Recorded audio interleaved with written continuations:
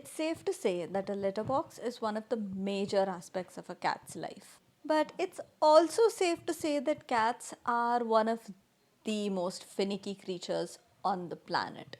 So if the litter box isn't just the way the cat likes it, it's forever going to be clean, unused, and pristine. So today, let's talk litter boxes and see what you can do to make sure that the litter box is used and well liked by your cat.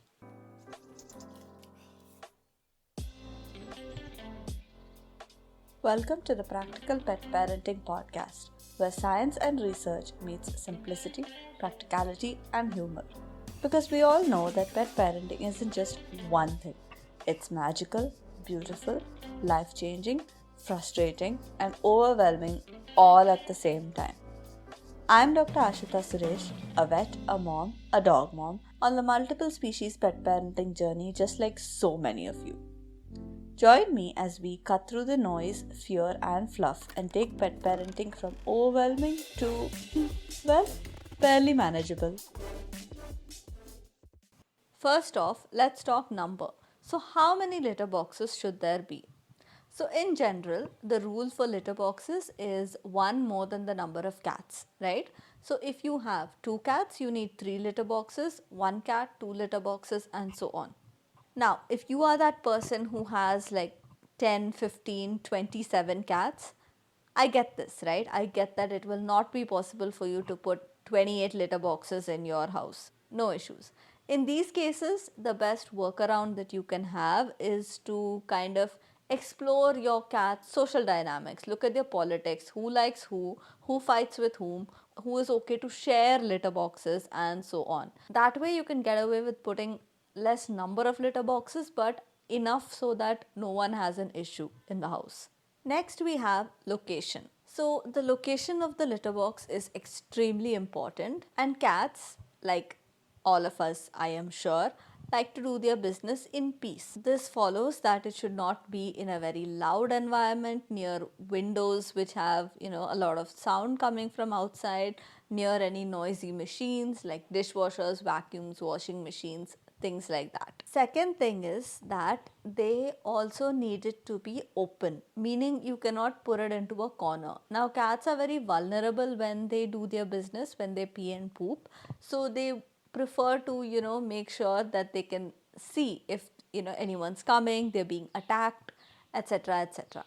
So the best thing you can do is to have them accessible from three sides preferably, or at least two sides, so that they don't have to basically face a wall when they are pooping or peeing, which gives them serious anxiety, and they will rather not use the litter box if they have to do this. Next, we have litter box size. How big should the litter box be? So, in general, the litter box should be about 2.5 times the length of your cat, which means if you measure your cat's length from the nose to tail, right, that number what you get, the litter box size should be 2.5 times that number, meaning they should be able to comfortably lie down and roll around inside the litter box.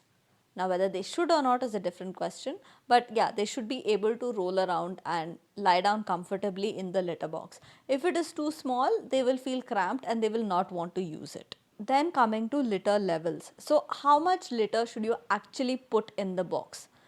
Now, there should be enough litter in the box so that your cat does not get their feet messy after using it. For example, if he pees, there is too little litter in the box, then it won't soak it up and your cat's feet will get wet, and this annoys them and they will not use it.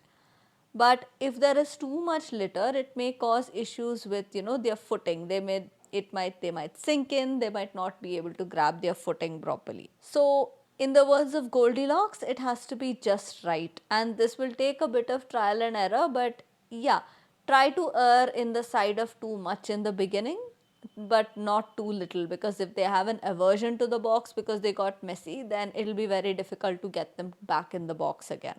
Next, we have the topic of covers. Now, covered litter boxes or open litter boxes.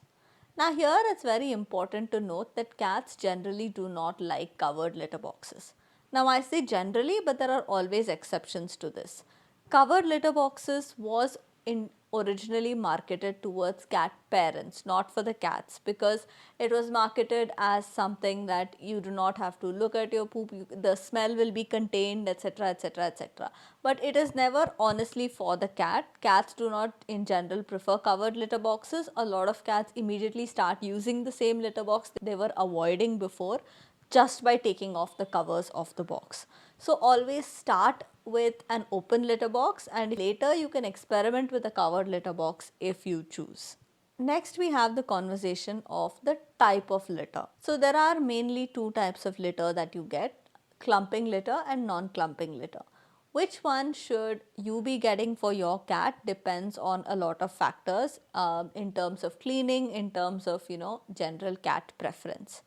Now, from a people perspective, right, from a cat parent perspective, clumping litter holds pee in one place, right? It clumps up, it holds the liquid.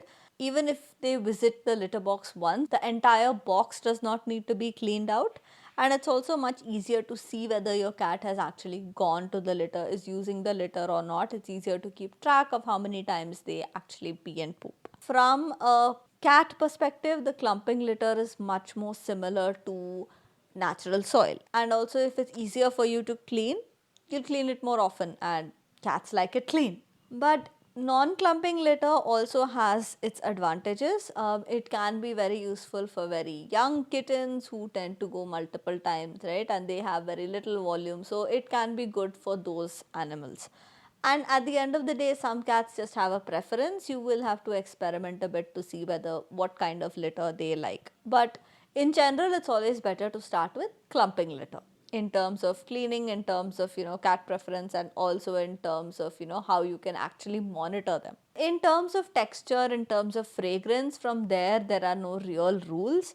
The only rule that I would say in general is to stay away initially from scented litter, because a lot of cats just do not like strong smells, strong fragrances, etc., etc. Now, some cats do tolerate fragrances, so if your cat is okay with using the litter box, that's fine.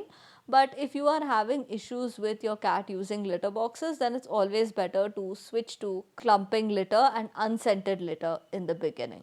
The last thing that I would want to talk about when it comes to litter is to kind of make sure, like before you buy it, what the disposal method is. Some litters are not to be flushed in the toilet by any means. Some litters can be. How you're supposed to dispose them, because that is also a very important part of maintaining the litter box. Make sure the disposal method is something that you are comfortable with. So there we are.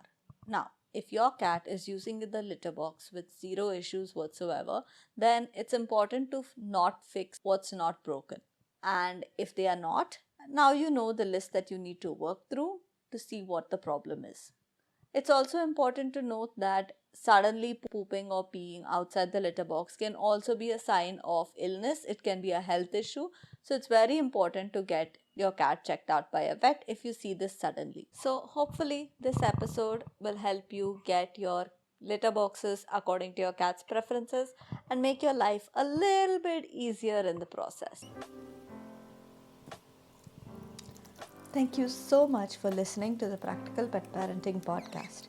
If you found this helpful, don't forget to follow, rate, or review. Whatever your podcasting app allows you to do it. You can also find me on Instagram at Indian Pet Vet and read more at practicalpetparenting.com. Much love to you and your pets, and see you next week.